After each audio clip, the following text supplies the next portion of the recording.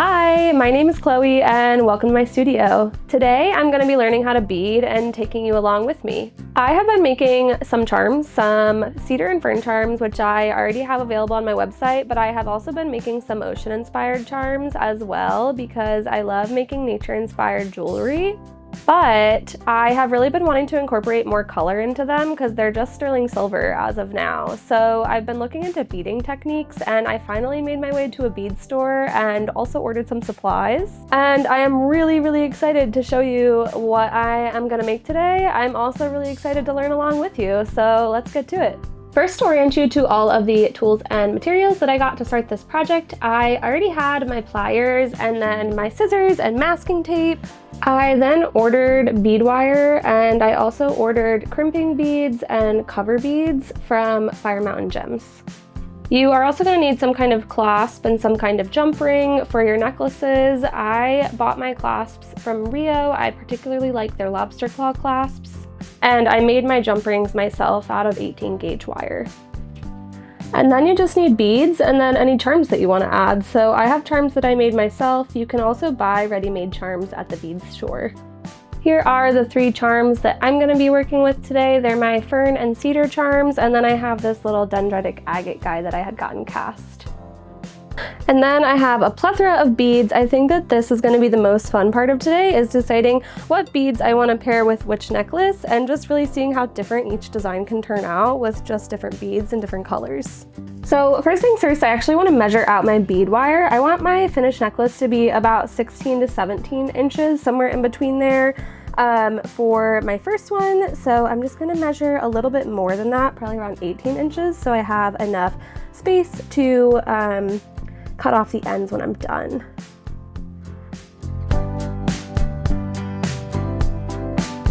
I actually just measured 20 inches so that I know I have enough space, especially since this is my first necklace. I'd rather err on the side of caution. And then I'm going to use masking tape to tie off the one end so that my beads don't fall off. The first necklace that I'm going to make is going to use this fern charm that I made myself out of wax and then I got cast. I think that I'd like to start with green beads to really emulate the fern and like bring that out. These are all of the green beads that I have. I think I want to start with one of the lighter ones and not this darkest strand on the end since it's summertime. So I want to use some like nice and light colors. Since I'm going to start with these green beads, now I just need to figure out which beads I want to pair it with, and I'm not sure if I want to use like some of these bigger white beads or if I'd rather use some seed beads, so I'm just going to play around with some color combinations.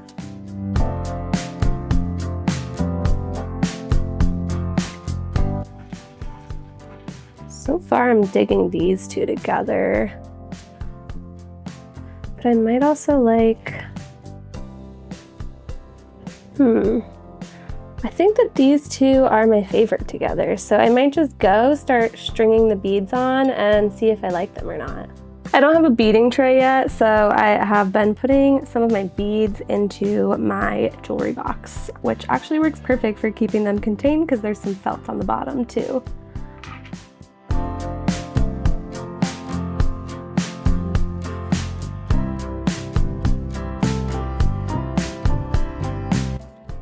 I'm debating if I want to add some seed beads at the back of the necklace where the clasp will be to just start it off. I might try it and I can always remove them if I don't like it.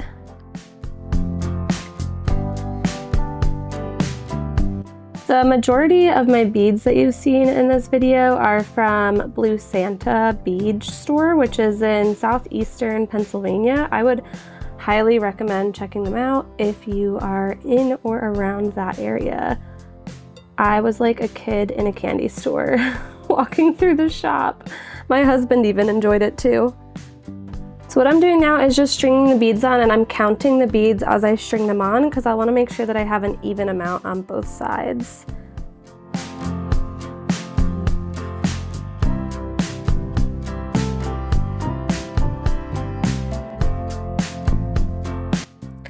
First green bead. The green beads are actually mica, which are heated, so that can change the color of some gems. And then the white beads are round cut moonstone.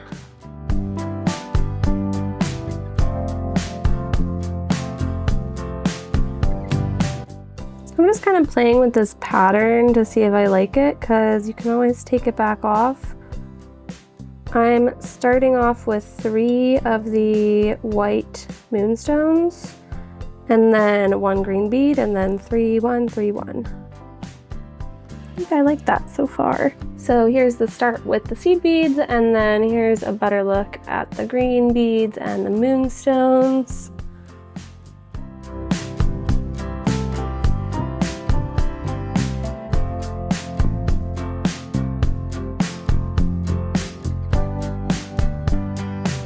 Okay, I just measured and this is about 8 inches long, and so I'm gonna put my fern charm on it now, and then I'm gonna continue the pattern on the other side.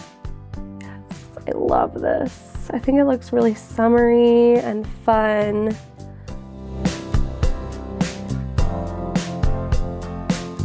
These moonstones are really hard to thread sometimes. They're faceted and it's just kind of hard to find the opening for the string.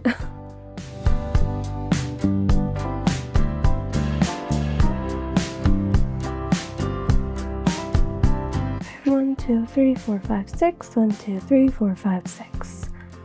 I really like this one.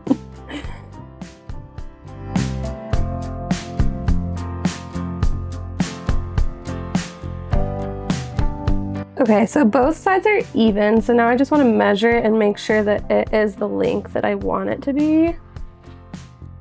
And it's slightly short, so I think I'm gonna add like 5 to 10 more beads on both sides and then try again. And now we're gonna tie it off. So you're gonna need your crimp bead, your jump ring, and your clasp. You're gonna thread on your crimp bead. And then this is the side that I want my jump ring on. So then I'm gonna thread on my jump ring like that. And then what I'm gonna do is basically take this leftover wire and thread it through the crimp bead and pull it up really tight to my jump ring. I'm gonna use my pliers for that.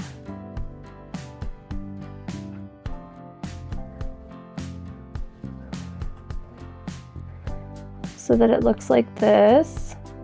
And then I'm actually just gonna take my pliers and push them down nice and tight on the crimp bead. And then you are secure on that end. So you can cut off the excess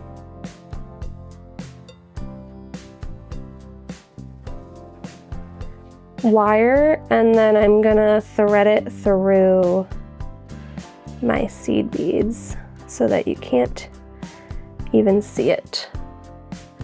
So it should look like this. And then it's more important on the other side that you actually get it nice and tight, because now I can just push this up to the other side and get rid of any slack that was in the wire. But on the other side, you don't want to have that slack. So I'm gonna pull off the masking tape and we're gonna do the same exact thing here.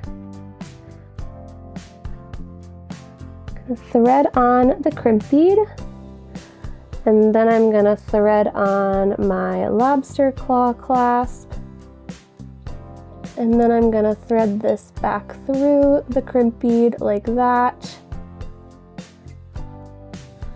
And then I want to get this really close, as close as possible to where the seed beads end.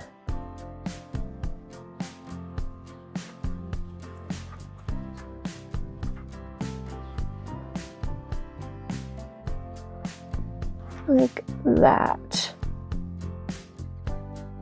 Okay, and then you're just gonna again take the pliers and just clamp down really tightly on this crimp bead. Make sure it's nice and tight and closed. And then again, you can cut off the excess and tuck it in. This side's a little bit harder to tuck in. But there you go. And then there are actually these bead covers for the crimp beads, but I actually don't really mind how that looks, so I'm not sure if I'm going to use them. And then there we have it, one finished necklace with a charm that I made by myself, and then beads to add some nice fun little accent colors. I am so thrilled with how this turned out. All right, for this charm, I want to go a little bit bolder with my bead colors. This stone is a dendritic agate, and it reminds me so much of seaweed, so I'm gonna try and do like a little seaweedish, oceany theme. I have these beads, and these ones remind me of the ocean. I'm still undecided. I know they look similar here, but these are a little bit darker in person. And then these remind me of seaweed with their little blobby shape, and then like the blue, I don't even know what that's called, but like when they hit the light, they've got this like blue sheen. So it's kind of like the tannish of seaweed with like the blue ocean reflecting on it.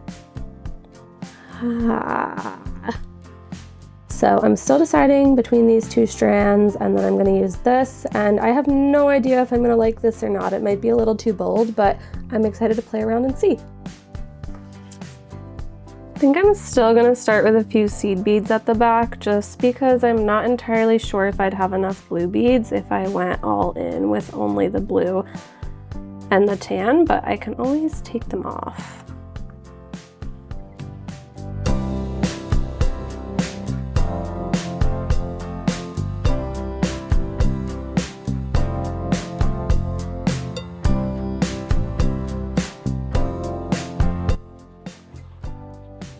I actually think I love this. Okay, I'm obsessed with this one. Here is the finished product. Thanks so much for coming along with me today as I learned how to bead. I hope that you had as much fun as I did. I think it's so fun to play with all the different color combinations and seeing how each piece can be super unique, even with a similar charm in between them. If you like this video, it would help my channel so much if you would like and subscribe down below, and I can't wait to see you for the next one.